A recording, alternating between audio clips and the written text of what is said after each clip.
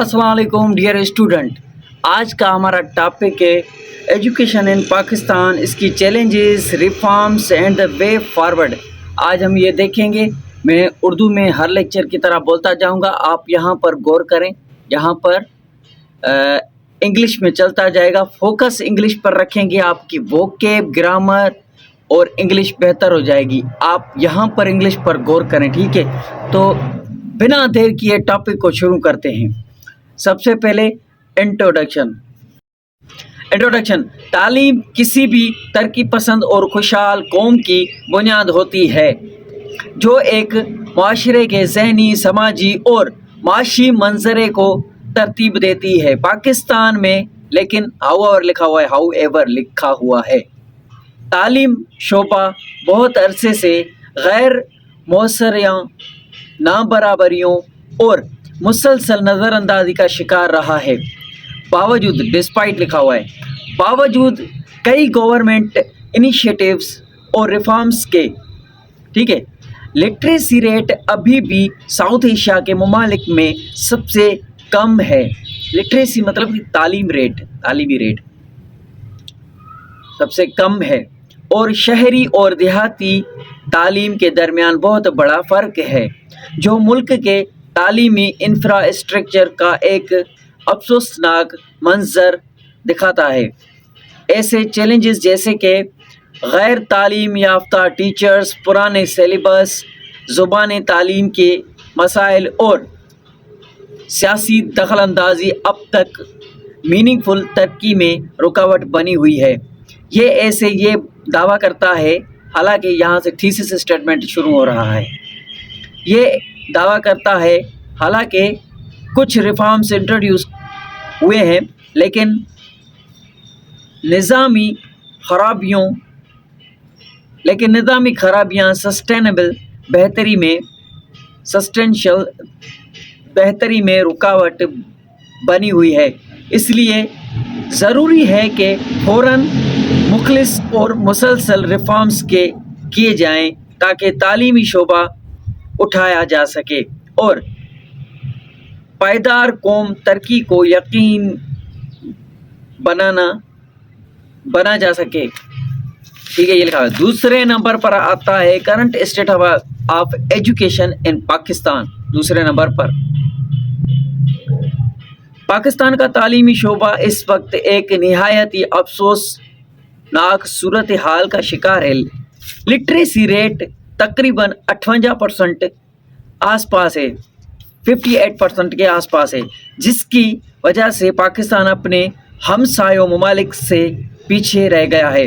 तालीमी निज़ाम में बहुत फ्रेगमेंटेड है। फ्रेगमेंटेड का मतलब होता है बिखरा हुआ है, कहीं पर अच्छा है, कहीं पर ख़राब है, ठीक है। तालीमी निज़ाम बहुत ज़्यादा फ्रेगमेंटेड है, जिसने शहरी और देहाती इलाकों के दरमियान बहुत बड़ा फ़र्क है।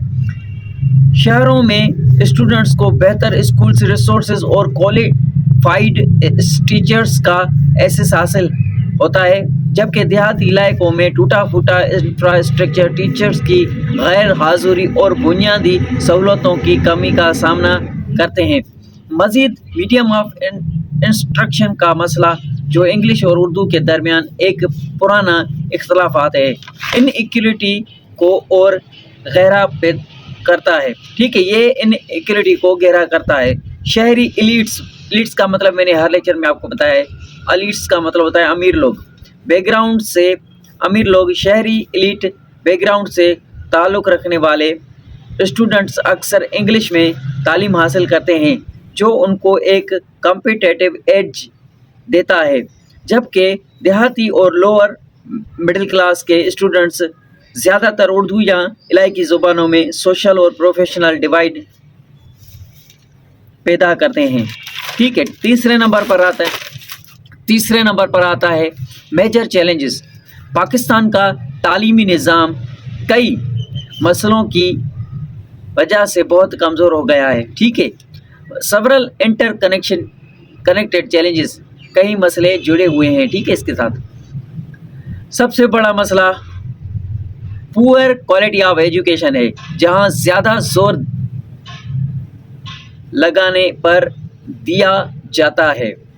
نہ کہ انالیٹیکل سوچ یا کریٹیوٹی پر۔ ٹرینڈ اور کمپیٹنٹ اور موٹیویٹڈ ٹیچرز کی کمی ہے اس صورتحال کو اور بھی بگاڑتی ہے، خاص کر کہ گورنمنٹ رن انسٹیٹیوشنز، مطلب کہ جو گورنمنٹ کے ادارے ہیں جو کہ چل رہے ہیں ابھی میں کریکولم ہم سیلیبس کو بولتے ہیں، کریکولم کے فلاؤز جسم آؤٹ ڈیٹڈ کا مطلب ہوتا ہے پرانا، سیلیبس شامل ہیں، ٹھیک ہے، جس میں کریکولم کو فلاؤز جس میں آؤٹ ڈیٹڈ سیلیبس شامل ہے، مطلب کہ پرانا سیلیبس ہی چلتا آ رہا ہے جو ماڈرن گلوبل ڈیمانڈز کو پورا نہیں کرتی، تعلیم ترقی میں مزید رکاوٹ پیدا کرتا ہے۔ اس کے علاوہ ایجوکیشن فنڈز کے تقسیم میں سیاسی دخل اندازی اور کرپشن ابھی مس مینجمنٹ اور ریسورس کے ضائع ہونے کا سبب بنتی ہے۔ جینڈر ڈسپیرٹی مطلب کہ ان ایکولیٹی، جینڈر ان ایکولیٹی بھی ایک بڑا مسئلہ ہے، خاص کر کے کنزرویٹو اور دیہاتی علاقوں میں۔ کنزرویٹو کی معنی ہوتی ہے پرانی سوچ رکھنے والے جو کہ لڑکیوں کو اسکول نہیں بھیجتے، نہیں پڑھاتے، اور دیہاتی علاقوں میں دیہاتی جہاں لاکھوں لڑکیاں اسکول سے باہر ہیں، مطلب کہ ان کو تعلیم نہیں دی جاتی۔ آخر میں پاکستان کا تعلیم پر نہایت ہی کم انویسٹمنٹ جو کہ جی ڈی پی کا 2% سے بھی کم ہے، یہ دکھاتا ہے کہ کیسے سسٹم کو مسلسل نظر انداز کیا گیا ہے اور حکومتوں کی ترجیحات غلط رہی ہے، ٹھیک ہے۔ تو یہ چیلنجز تھی۔ چوتھے نمبر پر آتا ہے گورنمنٹ ایفرٹس اینڈ ریفارمس، مطلب کہ گورنمنٹ نے کون سی تعلیم کے لیے کوششیں کی ہیں اور ریفارمس کیے ہیں۔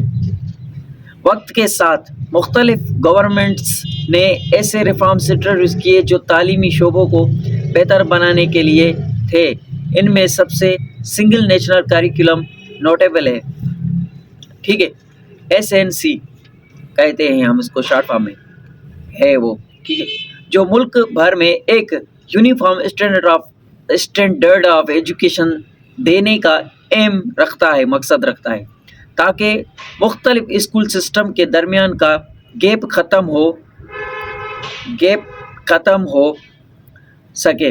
گورنمنٹس نے انرولمنٹ ڈرائیوز بھی لانچ کیے، بجٹ الوکیشن میں اضافہ کیا اور ڈونر فنڈڈ پروجیکٹس جیسے Punjab education reforms programme PERP شروع کیے، لیکن ان کوششوں کے باوجود پروگریس بہت سلو، ان ایون اور زیادہ تر صرف بڑے شہروں تک محدود رہی، جبکہ پچھلے ہوئے علاقے پیچھے رہ گئے۔ اب پچھلے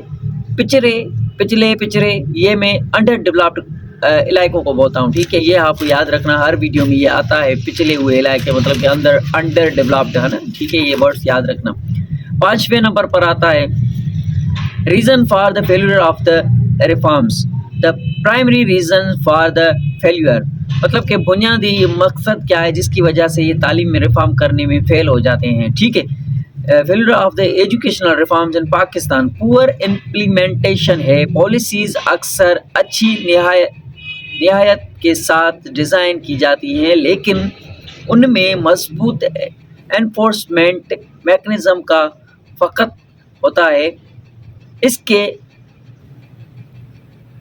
کے علاوہ پولیٹیکل انسٹیبلٹی کی وجہ سے اگر آپ میرے لیکچر دیکھتے ہیں تو آپ کو پتہ ہوگا میں نے بہت بار انسٹیبلٹی پولیٹیکل یہ سارے ورڈز میں نے آپ کو میننگ بتائی ہوئی ہے، ہر ورڈ کی بار بار میننگ نہیں بتانی چاہیے۔ پولیٹیکل انسٹیبلٹی کی وجہ سے پالیسیز میں بار بار تبدیلی ہوتی ہے جو کنٹینیوٹی اور لانگ ٹرم پلاننگ کو ڈسرپٹ کرتی ہے۔ ایک ویک مانیٹرنگ سسٹم امپلیمنٹس کی ان ایڈیکویٹ ٹریننگ کا مطلب ہے کہ ناکافی ٹریننگ اور ڈیپلی انٹرینچڈ سوشل اور کلچرڈ بیریئرز، میں نے یہ ورڈز پہلے آپ کو بتائے ہوئے ہیں میننگ، جیسے کہ جینڈر بیاسز اور ٹریڈیشنل کمیونٹیز میں تبدیلی کے لیے ریسسٹنس بھی ایجوکیشنل ریفارمز کی سکسیس کو روک دیتی ہے، مطلب کہ ان کی آپس میں جھگڑے۔ ان سسٹمیٹک ویکنیسز کی وجہ سے زیادہ تر انیشیٹوز ان افیکٹوز بن گئے ہیں. انیشیٹوز مطلب ہوتا ہے گورنمنٹ کوئی قدم اٹھاتی ہے، کوئی اچھا قدم تعلیم کے لیے، انیشیٹو ان افیکٹو بن جاتے ہیں. ٹھیک ہے، مطلب کہ افیکٹو وہ نہیں ہوتے، ان افیکٹو ہوتے ہیں، اور یہ صرف پالیسی ڈاکیومنٹس تک محدود رہ جاتے ہیں. یہ ڈاکیومنٹس میں صرف لکھے ہی رہ جاتے ہیں، امپلیمنٹ صحیح طریقے سے نہیں ہوتے، ان پر عمل صحیح طریقے سے نہیں ہوتا، ڈاکیومنٹس تک محدود رہ جاتے ہیں بنا کسی ریئل ورلڈ امپیکٹ کے. تو یہ 5 ہم نے ایجوکیشن کے بارے میں بات کیا. آپ کو ہوپ کہ آپ کو یہ لیکچر بالکل سمجھ میں آ گیا ہوگا. انٹرسٹ کے ساتھ پڑھیں اور میرے ساتھ جڑے رہیں. دا وے فارورڈ، تعلیمی نظام کو دوبارہ زندہ کرنے کے لیے پاکستان کو بولڈ اور کنکریٹ اسٹیپ لینے ہوں گے. ایجوکیشنل بجٹ میں بڑا اضافہ کرنا ہوگا. فنڈ کا ٹرانسپیرنٹ انٹرنل یقینی بنانا ہوگا. سب سے پہلی پرائیورٹی ہونی چاہیے تعلیم کو آگے کرنے میں، تعلیم کی پروفیشنل اور ڈیولپمنٹ. اور دیکھو میں نے یہ ایسے فل نہیں لکھا کیونکہ لیکچر بڑا ہو جاتا ہے اور کوئی فل اسٹوڈنٹ دیکھتے نہیں. اس کے لیے ووکیب اور انگلش آپ کو ٹائپ کرنی چاہیے، اس کے لیے یہ میں نے آدھا لکھا ہے. ٹھیک ہے، باقی میرے لیکچر فل ہیں. اگر آپ کمنٹ کریں گے، پورا لیکچر دیکھیں گے، لائک کریں گے، کمنٹ کریں گے، ووکیب کے الگ لیکچر بناؤں گا، ایک ورڈ کی الگ لسٹ بنا کے اس کو سمجھاؤں گا. Keep watching, stay connected. اللہ حافظ.